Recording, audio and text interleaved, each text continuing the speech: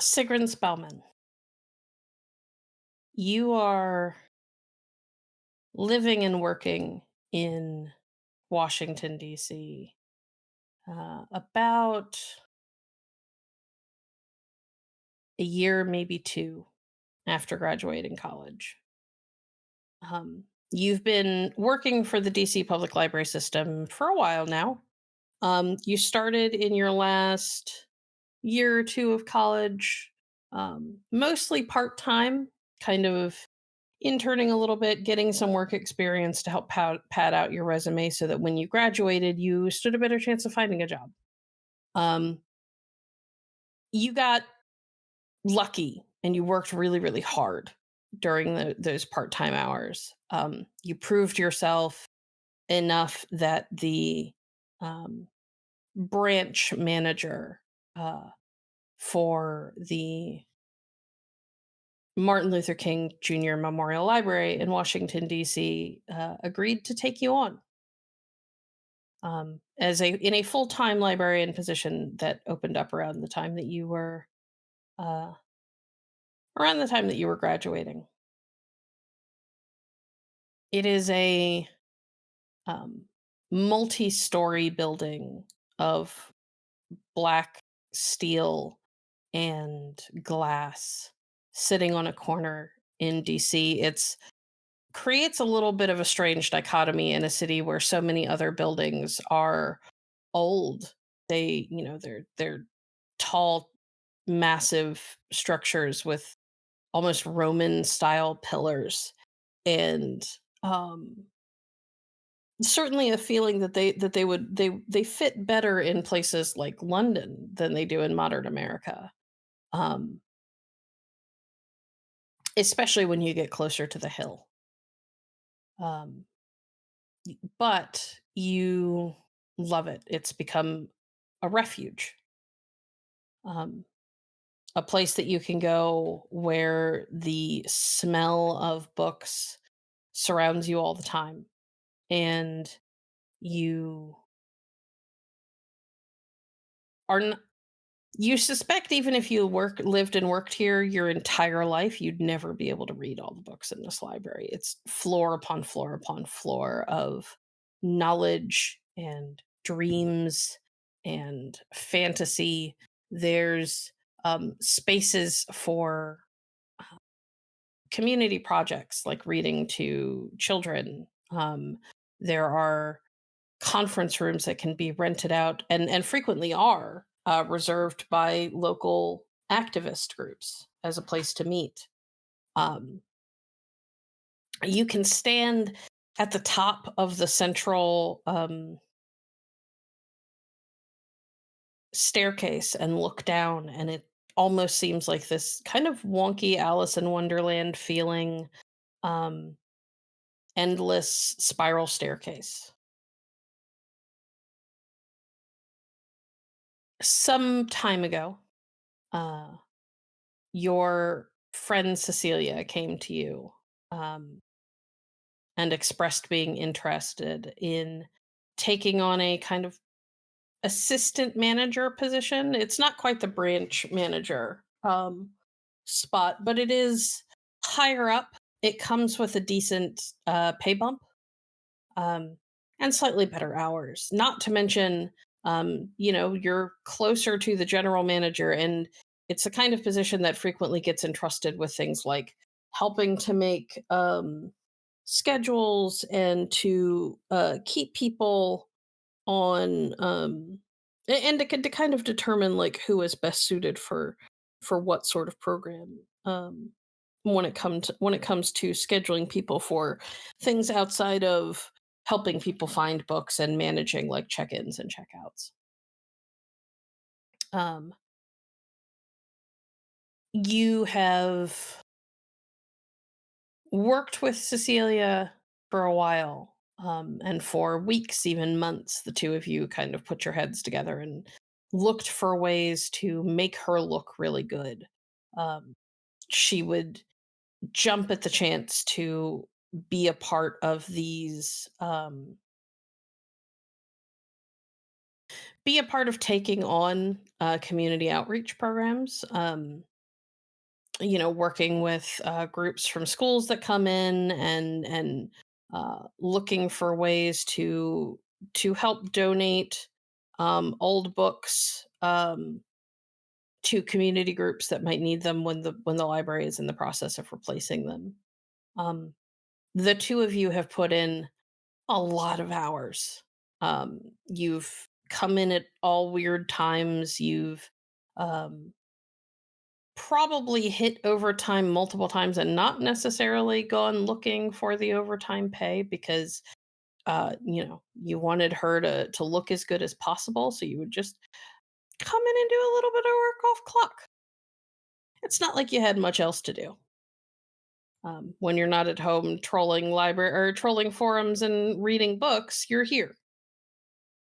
Um, she has talked at length about how if she gets the position, it could enable her to live with maybe a couple less roommates than she currently has. And, she's in a house with like four other people right now, and it's really crowded, and she's pretty over it. Um, you're in a very similar position. DC's an expensive city to live in for anybody. Um, but especially jobs that rarely make more than the average for the country. Um, so the two of you have talked about when she gets it. Finding a place that you could rent with maybe one other person, um, maybe a little bit closer to work, a little bit bigger, um, generally just kind of better all around. Um, and you're excited for her. You have been the whole time, despite how exhausting all of this is. And then you come into work one day, sleep deprived, on probably your third cup of coffee for the morning. Um, and there is a mingled feeling of frustration and excitement in the library. You can see Cecilia is sitting at the front desk, which is this large kind of round. It almost looks a little bit like a bunch of podiums have been built side by side and then connected. It's like this large circular space in the middle of the main floor. Um, with a little door to keep people out from where the librarians actually sit behind it. And she's sitting there and she has this look on her face where she is doing her best not to look crestfallen and angry.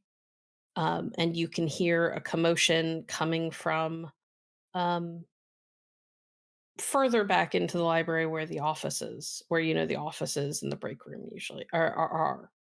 Um,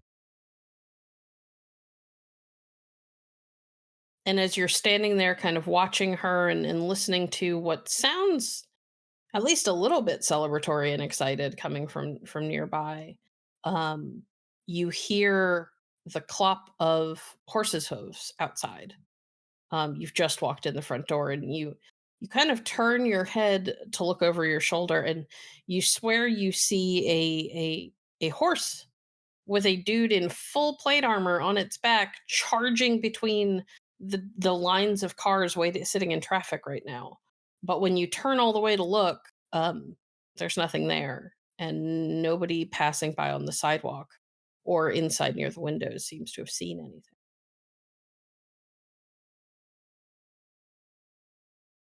Um, Cecilia, are they promoting like a new Renaissance fair outside? I could have sworn I saw a knight, a horse.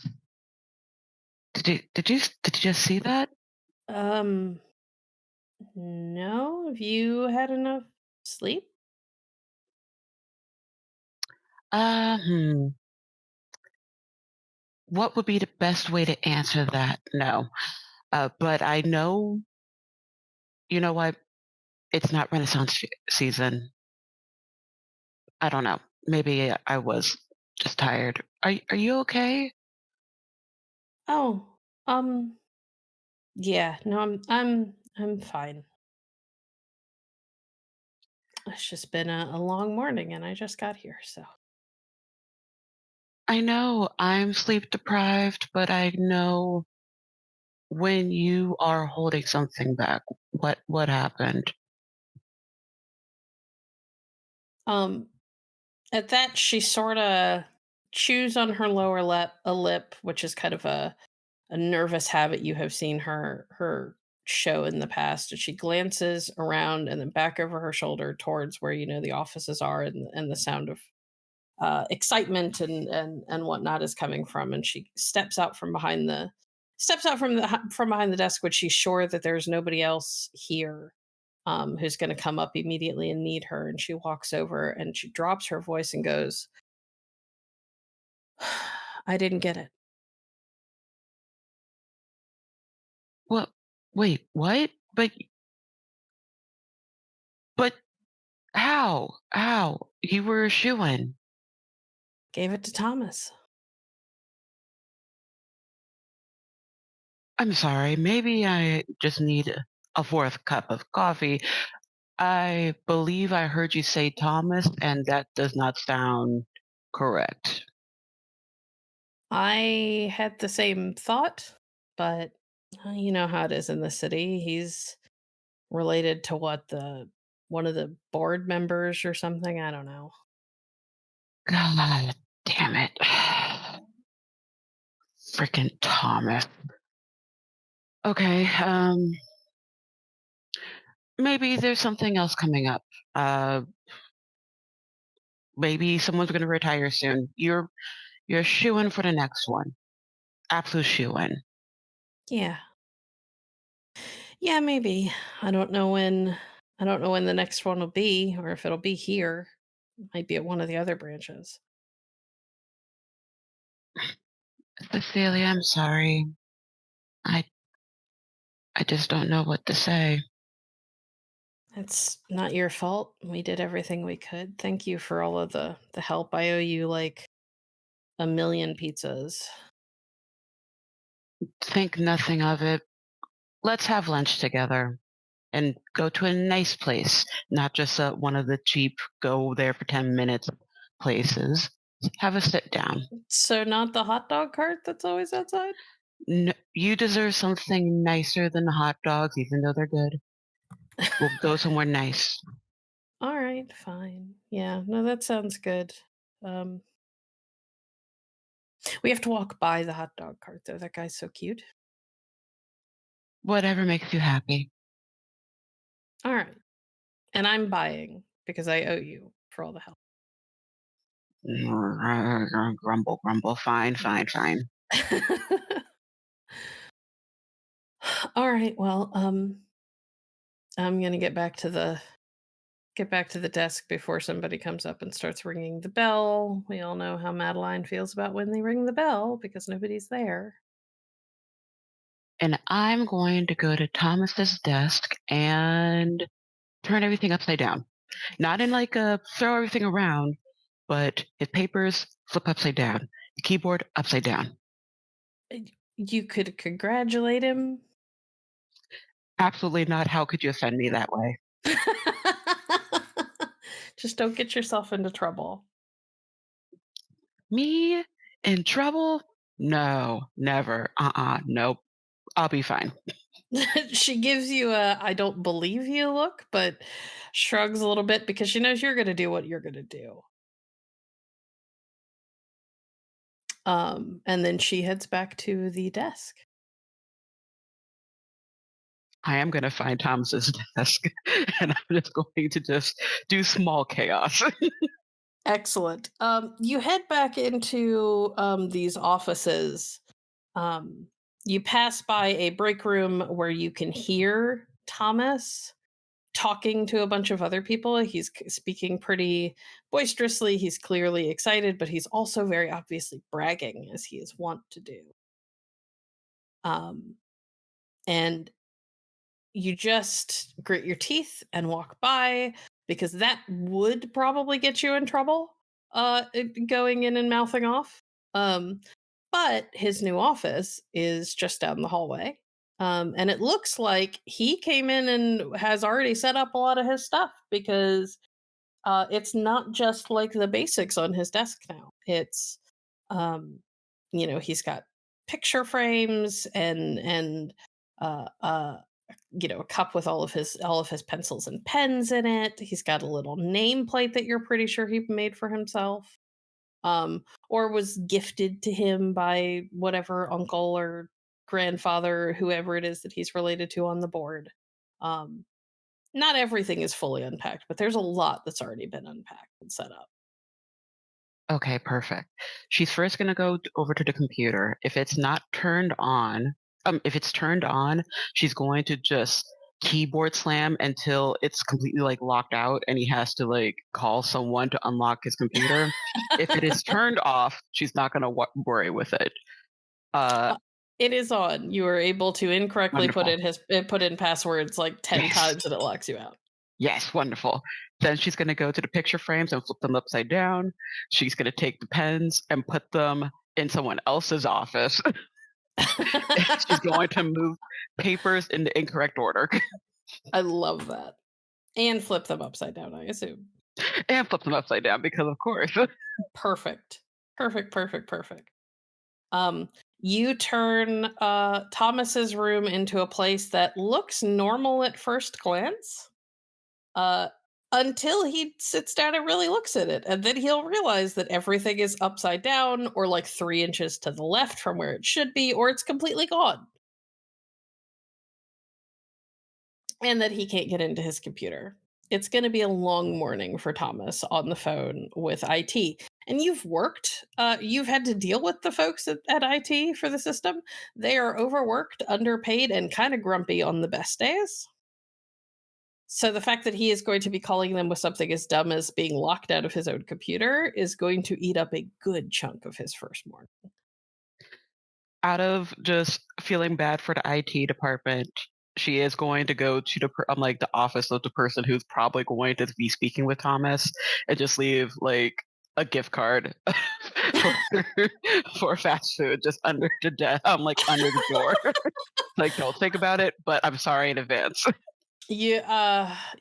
So for the previous Christmas, you got like a $10 Starbucks gift card, and it's just been in your purse this whole time. You've never used it because you prefer one of the local places that just always tastes better. It is a little bit more homey. Not to mention way cheaper. Um, and you pull out the gift card, you slide it under the IT department's office door. They're not in yet, but they will be soon. So that'll be a nice surprise. Yep, and then she'll just go to her desk and start her work. Excellent.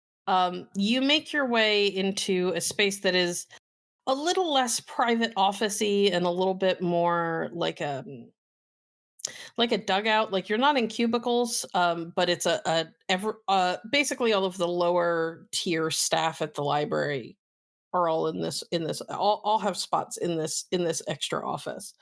Um, Everybody has their own desk, but you all share like a large space. Um, Make your way over, and it's empty for the moment. Most people are either out on the floor dealing with returns, or they haven't come in yet, that sort of thing. And you sit down and you're kind of unloading stuff that you took home for the night or whatever, and you hear what you are sure um, is like a whole conversation happening behind you in a language that you can't quite understand. I think she's gonna look around for it, but it's the thought of, "Oh, well, I live in DC. People speak in, like, their native language all the time, and I'm not gonna bother them about it, so not gonna be too invested." But but if it sounds very odd, she is gonna at least try to look around for it. It's the thing that makes it odd isn't the fact that it's a language you don't understand. That's pretty common here. What's odd is that you walked in and you are sure that there's nobody in this room when you walked in, and that you haven't seen anybody Oh. come through the door. Oh, yeah, she's definitely going to at least look around for it. You turn and uh, at first you see nothing, and then you're sure that you see a pair of little statuettes on the desk of um, Meredith, who's one of the older women who's been working here for forever and has never really gotten a promotion, but doesn't seem bothered by it. Um, uh, she has these two little statuettes that are it's like a man and a woman, and they're facing each other, and they've got like hands outstretched towards each other, and they've been on her desk since you got here. The only time you've ever seen her even so much as move them is to, like, wipe dust off of them, and then she always puts them back, and you're absolutely sure that they were leaning in towards each other like they were whispering, but when you blink and look again, they're standing there normally. I think if anyone walks in at this moment, they would see Sigrun kind of just leaned over and just staring slightly intensely at them to see if maybe they have a button or like a recording box or something that would result in her hearing voices. Yeah, you look and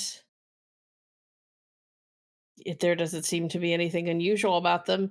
Um, but perhaps what is more startling than the fact that they just look like a little pair of statuettes is the voice that comes from behind you. Morning. Ah, sorry. Morning. Morning. You turn around and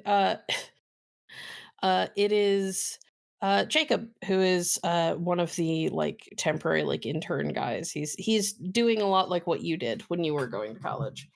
Are you okay? Yeah.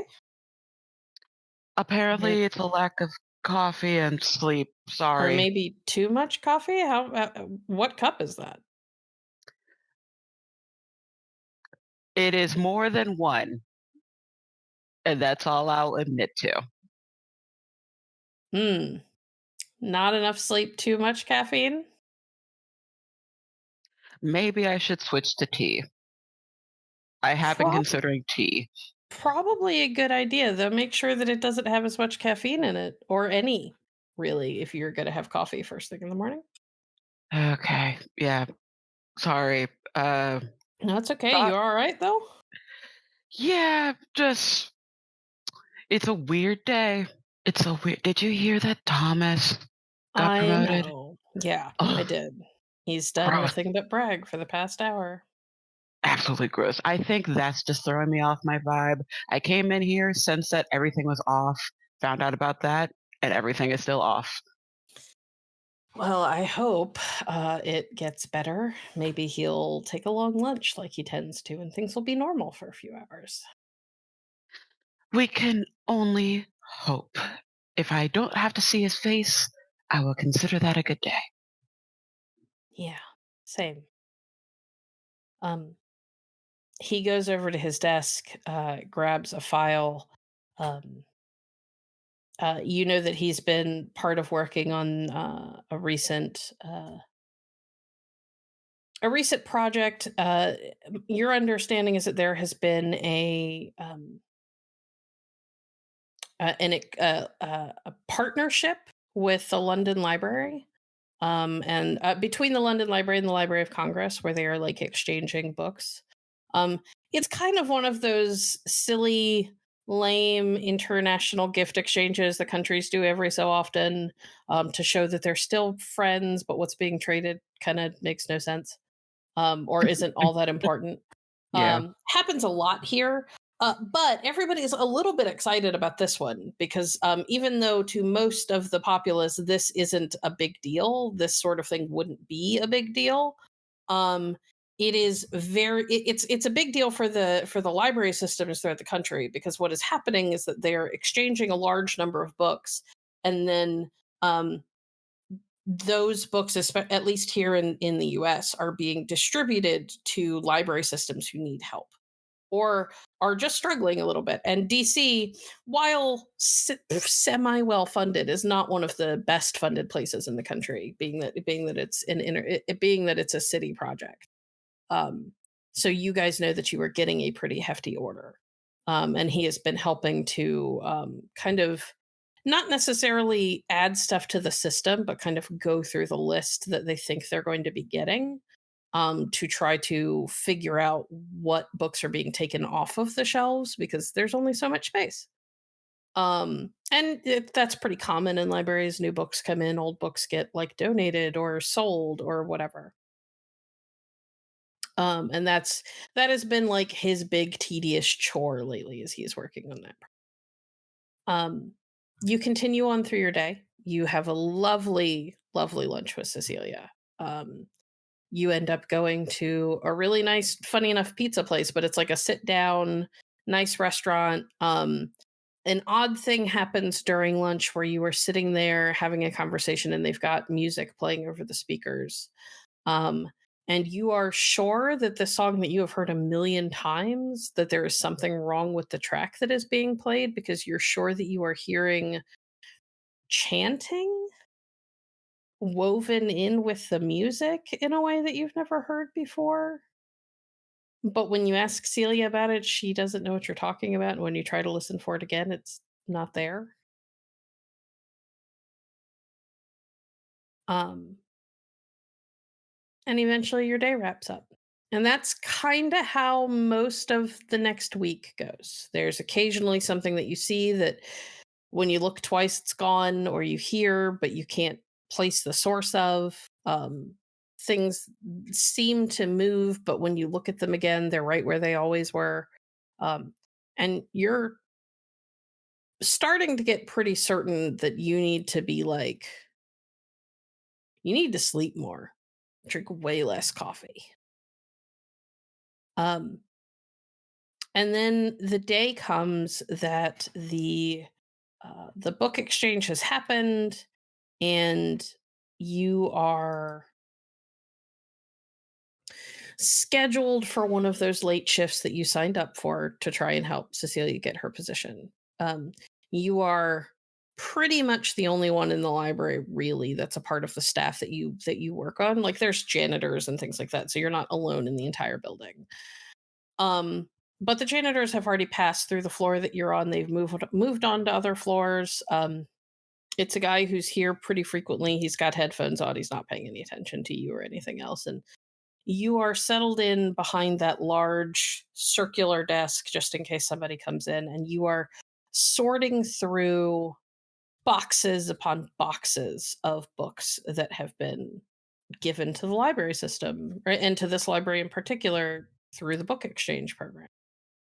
Um, you are scanning things, adding them into the computer system, trying, making sure that you print out information sheets to add to files and things like that.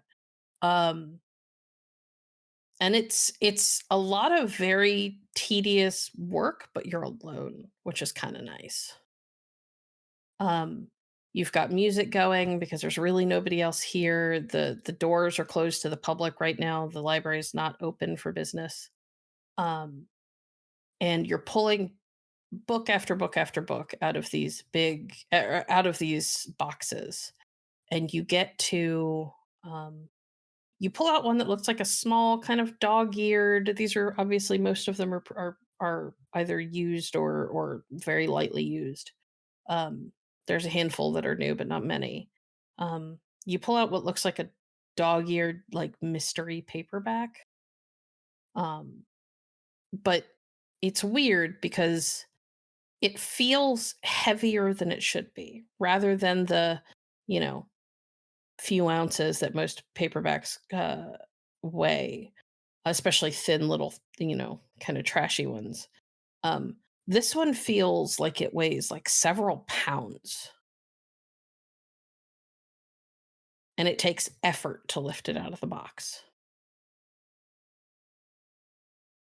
And what's stranger is that the cover, that kind of wax covered paper that um, paperbacks tend to have, um, it feels leathery under your fingers,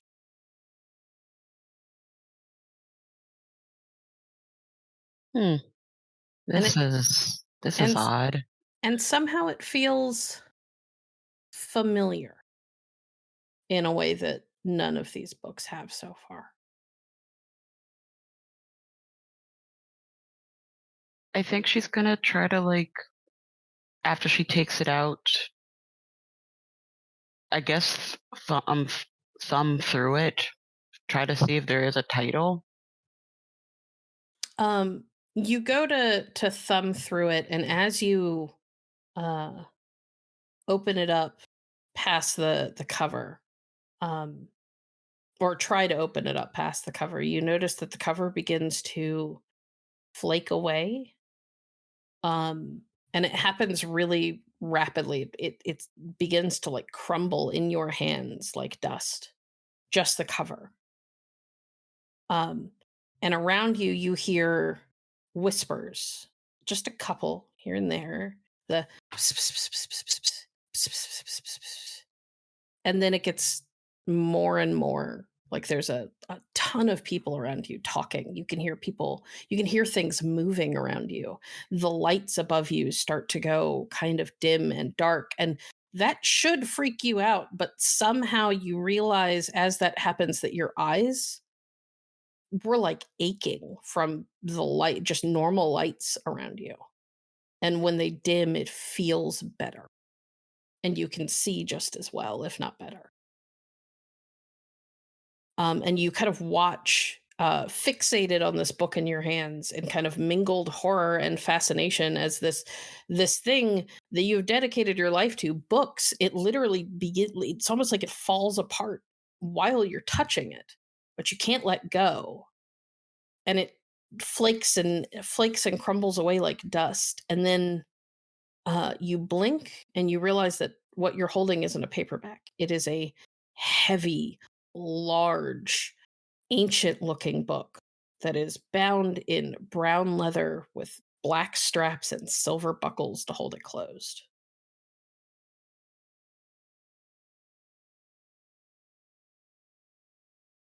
Did I mess this book up? Oh, I hope no one saw that. Oh, no.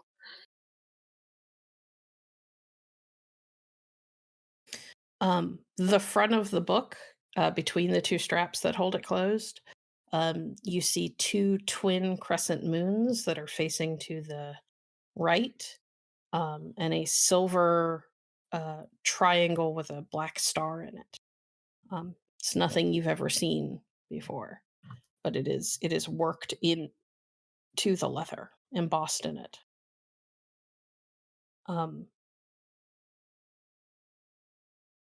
it looks beautiful in a haunting kind of way. You're sure that you've seen this before somewhere,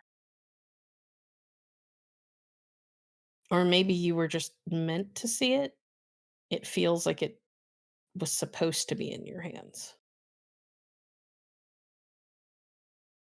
I think there is a moment where, with the cacophony of sound and the dimming of the lights and the flaking away, I think Sigrun, her only thought was, "Oh no, a book is breaking apart and I'm the cause of it." And that was her primary focus. But now with this new reveal that's happened, she she's going through several thoughts of, I want to take this book, but I also don't want to touch this book because what if I break it again? Mm.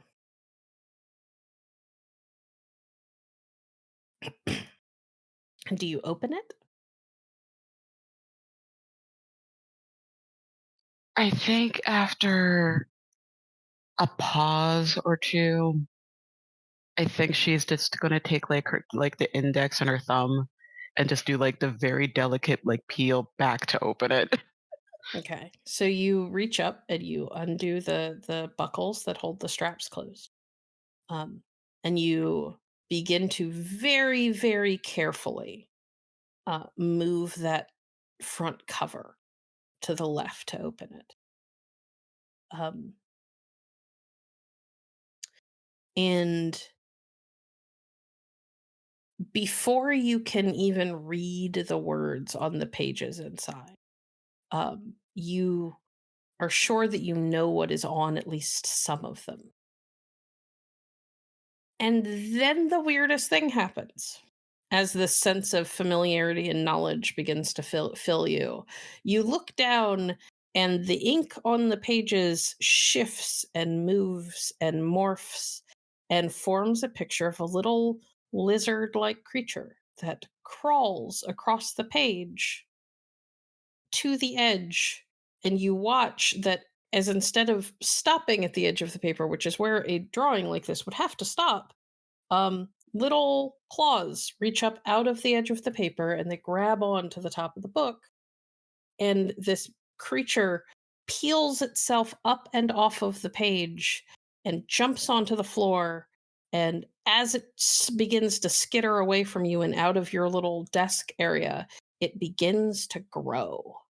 And it grows rapidly. And you can't stop yourself from watching as you realize this little lizard like creature is becoming a full on fucking dragon from the front of like a fantasy novel come to life in front of you. It is not flat anymore. It is fully three-dimensional. It is here and it is right in front of you. You could feel heat coming off of its scales, which are this glistening red and black. And you realize, because you were forced to kind of lean back a little bit to watch it, that around you all throughout the library, other weird things are happening. You watch as um uh, other books that are like put on display, like brightly colored children's books that are on display, um creatures and people are peeling themselves and climbing out of the covers of those. You realize that on the walls, the paintings that have been put up, the paintings are moving on their canvases. um and in the frames for the ones that are currently framed, carvings that are set up as just like decor to keep things fun and interesting in a place full of nothing but shelves and shelves of books, um begin to move and jump off of their stands and down off of the top of the half height bookshelves that they're on. This place has come to life and you feel like it is the whole world is somehow brighter and more intense and somehow just more, despite the fact that none of this is possible. And you are in the middle of it and it is loud. It is so loud that even the tiniest sounds, the tiniest movements of like your own inhale almost sounds a little bit like a siren going off next to your suddenly hypersensitive ears.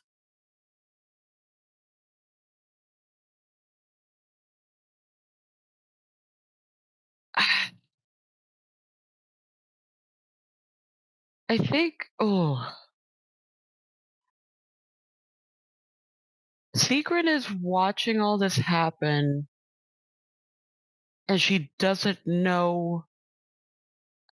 I think she's just kind of frozen in that spot because there's the instinct of this is this is weird. I'm registering that it's weird.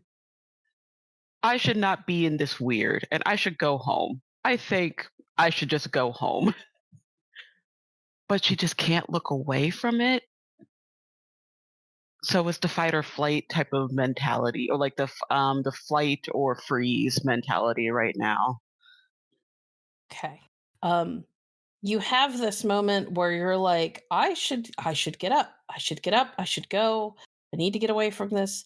This isn't normal. I'm going to go home. I'm going to sleep. I'll wake up and it'll all be fine in the morning. Um because there is that part of your brain that is like, none of this could be real, and then there is the part of your brain that has been steeped in literature and and everything from modern mystery to isekai ish stories where you get sucked into fantasy worlds where you're like, oh my god, it's all finally coming true, it's happening to me. There is uh your eyes, which have been taking in all of the things happening around you, turn back to that dragon, which has become very large and you are sure should be knocking everything over around it. Like you watch as it barely moves in a way that doesn't knock over like a whole shelf of books. Um, and it has crawled its way around that kind of circular desk area that you're in to be behind you, and you watch as its mouth opens and you can see um a spark of like light at the back of its throat, and then it roars at you, and where you might have just been going, I should just go home and go to sleep, you are suddenly filled with like abject fucking terror. She is like trying to scramble and like get the hell out of there. She's like, nope, nope, nope, nope, nope. I know what's gonna happen now. I need to go. I need to go. You you leap over this desk. Well, maybe not leap. You're not super graceful. You weren't exactly ready for this. But you like scramble over the desk. You don't bother with the door. You're just up out of your seat and vaulting yourself over this desk. Um, and sprinting down this like half staircase towards the front double glass doors, and you burst out onto the street, and you're sure that just being out here in the fresh air will make everything better, but things don't get better somehow. Here on the street in the dark, you know there's like street lamps or whatever, but it's nighttime. um Somehow the world seems more alive, more grand, and more impossible. um and you find yourself surrounded by a, a bunch of weird stuff. Like you look up and you realize that um that hot dog cart that usually just gets pushed to be nearby um is there now. It's never there at this hour, but it's there now, and the guy standing there is he's kind of familiar. He looks like the guy that you've bought hot dogs from a million times, except that his ears are pointed. Um, and his face is a little bit more angular than last time you saw him. There is something about him that just seems somehow more than the man that you knew. You look across the street, and in a little alleyway between two of the buildings, there is a dumpster, and you hear like this like rustling and shuffling and crashing noises coming from inside the dumpster, and then the top of it flies open, and out of it jumps a raccoon which scurries across the sidewalk and out into the street, and you watch as it goes from a raccoon to a whole ass dude in like ragged clothes, with black and white striped hair. Um, you see a woman with kind of brown skin that is dotted with freckles, but the freckles are in shades of green and gray. Um, and she's got these beautiful braids with like beads woven into them. And she looks she is short, and looks almost matronly. Um and you can feel this sense of like energy and power and raw creativity that is kind of pulsing through the world around you, and you realize after a moment, as you're watching these people who are all very intently watching you, and you could see more and more people coming in from various directions, uh, you realize that you think all of that energy and raw creative power might be coming from you. It feels like it is. And it feels like they're being drawn to it. And you open your mouth to say something to one of them, and then you don't see any of the things that you saw before. Your vision goes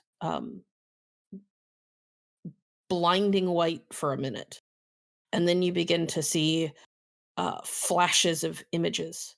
You see a medieval castle, which flickers, and then you see the Smithsonian castle with its red brick. for just a split second, and then it's a medieval castle before. You kind of look up and you see a massive giant that's gotta be like 10, not 10 stories, closer to like 7 or 8 stories tall. Um, and it is closing in on this tall, imposing medieval castle. You can feel one of your hands wrapped around uh, something. You're not entirely sure if it is if it is a spear, if it is a um, or anything like that. But you feel it wrapped around something that you know instinctively is a weapon. um, and you like pull back on it, and then your vision flickers and flashes again. Um, you see a shining sword sailing through the air, and then it flickers and flashes again. Um, you see a pool of blood on a floor, and then it flickers and flashes again, and then you are back on the street surrounded by all of these people. And there are more than there were before. There is a tall man with blue skin and almost with blue skin and a large, like, looks like a two-handed sword strapped to his back. You see uh, a slender woman who couldn't be more than 5'8", 5'9", uh, with the very with very delicately boned features and upswept ears, and dark hair, who's standing there, and they're all around you, and you can hear the dragon roaring inside of the library behind you.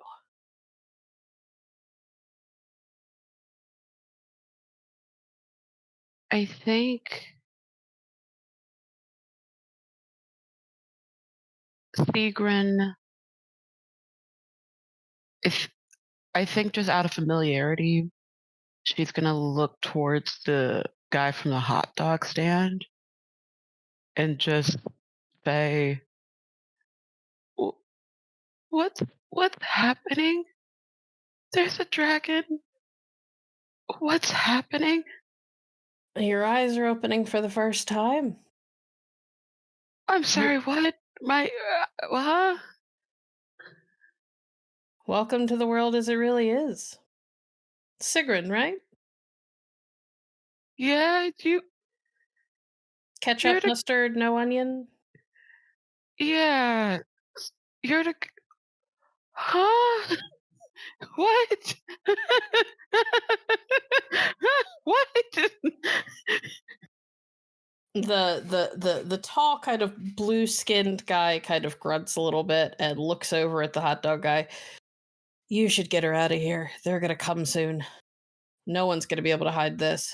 And he sort of gestures around, and you can see now, as you focus a little bit better, that there is a pulse of color that just seems to kind of go through the air, starting where you are, and it flickers outwards. And for a second, you look up, and you're sure that you see you not see a dragon, you see a giant towering over a building in the distance, and then you blink and it's gone.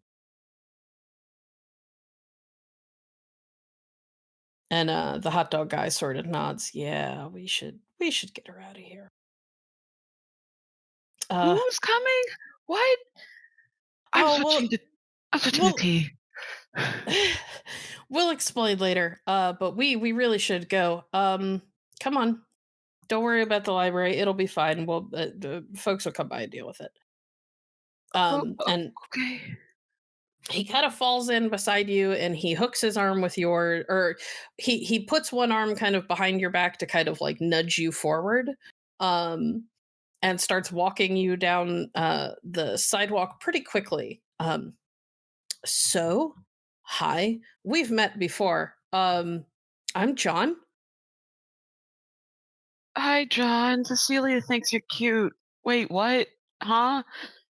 Well, Hi. that's good to know. She's pretty cute herself. Uh, Good. so welcome to the Duchy of Dogwood. The what of what? Well, it's okay. The Duchy of Dogwood is where you are. So okay, I'm not great at this, and that's probably for the best that I'm not going to be doing any fostering for you. But I will get you to people who will help you find the right kind of person to foster you. Um, very long story short, we're changelings. I'm a clerican. I mean, your voice isn't quite weird yet, but I'm sure it'll happen eventually. You, What do you mean my voice? it's a long story, but you know how you are like squinting every time we pass under a light? Yeah. Yeah, that usually has something to do with your assuming that I'm right, your kith. You'll be. Seems like you might be a slua. They don't like bright lights. They tend to like quiet things. Really, really dig books and secrets and stuff like that. Okay, you wait. You said changeling, like fairy, fae, changeling? Yeah, pretty much. So, okay. How are you so calm about the that's a dumb question. You're literally explaining this to me. Well, I've been doing this for a while. You're going through what's called the dream dance. Also part of chrysalis. To make a very long story short, it is the moment that you realize what you are and you start to wake up to the world around you, and you put off a lot of what we call glamour, and your connection to the dreaming is really strong. You kind of pull the dreaming to you when it happens, which is why there's a dragon in the library. But don't worry, it'll be fine. Oh, ow. Why does it hurt? Because it's loud and bright, and you don't, and your type doesn't take that. I'll try to be quieter. My type is usually pretty loud, so it's No, my voice hurts. yeah. That's like I said. That's going to be part of it. You guys dig everything being quiet. You're not capable of being loud. Well, I guess that explains my childhood a little bit more. Didn't really talk much. Um, I hope it's not too bad. I think it is.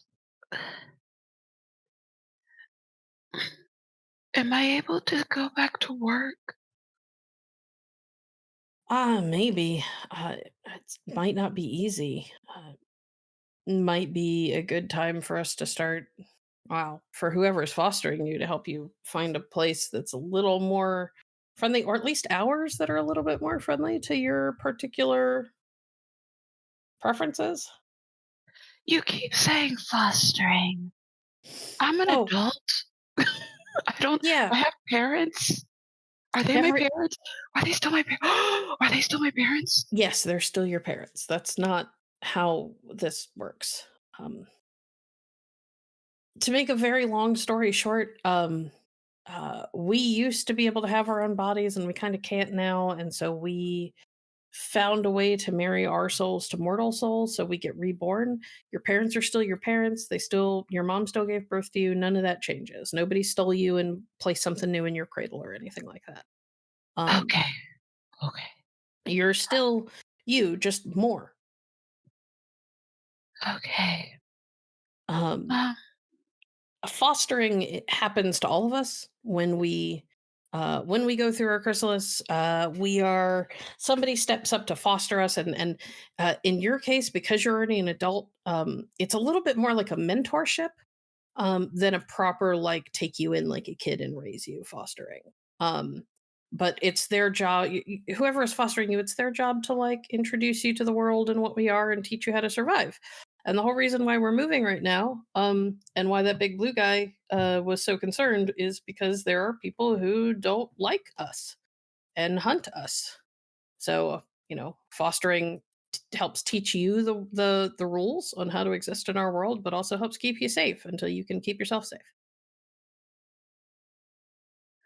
Okay, this is going to be a very, very, very silly question. Yeah. Um, so I'm assuming this is not actually a dream and this is happening in real life, like right now. I can accept that. I kind of Well, it deal is with it. kind of a dream, but it is also real. Okay.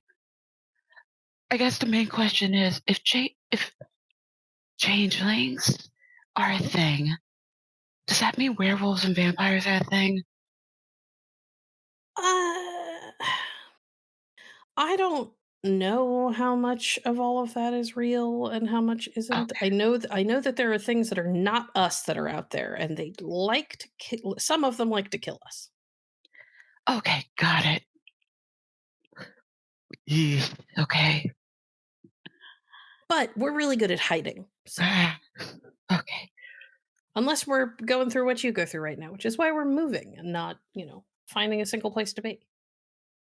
This is the worst puberty I've ever experienced. Is this basically puberty? Like very Um, rapid changeling puberty? think of it more like a form of enlightenment. I've read a decent amount of books about people going through enlightenment. I don't think it's supposed to be this changing. Most of them aren't. Most of them are written by humans who kind of don't know what they're talking about. But Okay. there are also I'm different kinds of enlightenment, you know? Um, Ours is like somebody turned the lights on and the world suddenly makes sense. Or doesn't make sense until it does. I suppose that's fair. All of the crazy stuff that's happening around us, and he kind of gestures at a statue, a little statuary thing that is in somebody's yard, where a or in front of a building. It's like a little um like angel holding a spear in one hand, and she's kind of like got the spear stretched up to the sky, and she's looking down in the other direction as her hand is reached down toward what looks like a human who is reaching out for her. She kind of looks up as you pass and gives a little wave. I wave back. Yeah, all that. That's a chimera. You'll learn more about those later. Sorry, what? You know what? I'm just gonna shut up and just walk with you. uh, okay, I mean, we're so my I have a car nearby. We do use cars. Some people use other things, chimerical horses and stuff like that. But car is fastest for what we need to do. I got to get you to Richmond, and we're gonna introduce you to the Lord there, or the Duke, Duke Cormac, um, and he'll hopefully be able to help you find somebody who can take you in and do your Oh, fostering. so the guy with the horse and the plate armor, that was legit. Okay. Yeah, maybe. Is it possible? Oh, wait, no. No, no, never mind. I just saw an angel statue wave at me. Never mind, that answers the question I had. Never mind. So shut up now. You don't have to shut up. You can ask questions. I know I'm It's not more, s- great at this. I've never been there for somebody's chrysalis before, so this is kind of crazy. it's more so, I think my voice box is still trying to adjust itself, and it kind of hurts a little. Oh, I understand. All right. Well, here's the car, and he hurries you over to a minivan. And it looks at first glance like just a normal old beat up kind of blue minivan that like any like family of five would have. Um, and when you get closer to it and you reach out to like grab the handle of the door, you realize that the door looks like it is covered in Or it looks like the door, rather than paint, has scales.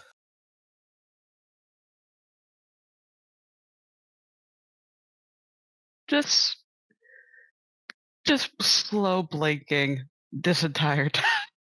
Just like, okay, just letting this is this happening. I'm Come, accepting this is happening. come on, we gotta go. And he like opens the door for you and like urges you inside and slams it closed, and then runs around to the front of it. And the inside of the van is like nothing you've ever seen. There are dials and knobs and levers and all sorts of things. It is like being in like um the what people who drove like Ford Model Ts might imagine like a hyper realistic car to look like, but a hyper realistic car is unlikely to have quite this much accoutrement in it. But he hits like several buttons and flips some switches and pulls back on a lever, and the van uh kind of rumbles to life around you, and it feels almost like a living thing.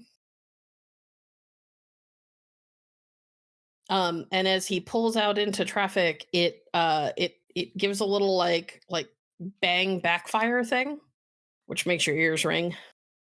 Um, Ah, sorry, my friend's a knocker and he made it, and it's really cool. I don't need normal gas, but it can be a little loud if it decides it's going to backfire, and it always smells a little bit like And he kind of takes a deep breath, like licorice in here. I've never figured that one out. you had a friend make a car. Is that compliance with the laws of DC? Uh, I mean, mortals see what they want to see, and he pulls out onto the street Okay, as he begins to pull through the streets of the city. Don't fair worry, enough. don't worry, we'll be fine. You'll be fine. We're gonna get you somewhere safe, and the Duke will know what to do. He'll get you somebody to do your fosterage, and you'll figure out what you're good at. Great. I'm just gonna close my eyes and just vibe, I guess. Okay, I'll keep the music off. You keep wincing anytime anything loud happens. So um and I think that as the two of you drive through the city, turning towards Richmond, uh, the whole uh, the whole world around you somehow more real and more intense than anything you could have imagined, and impossible at the same time. We are going to wrap it up there.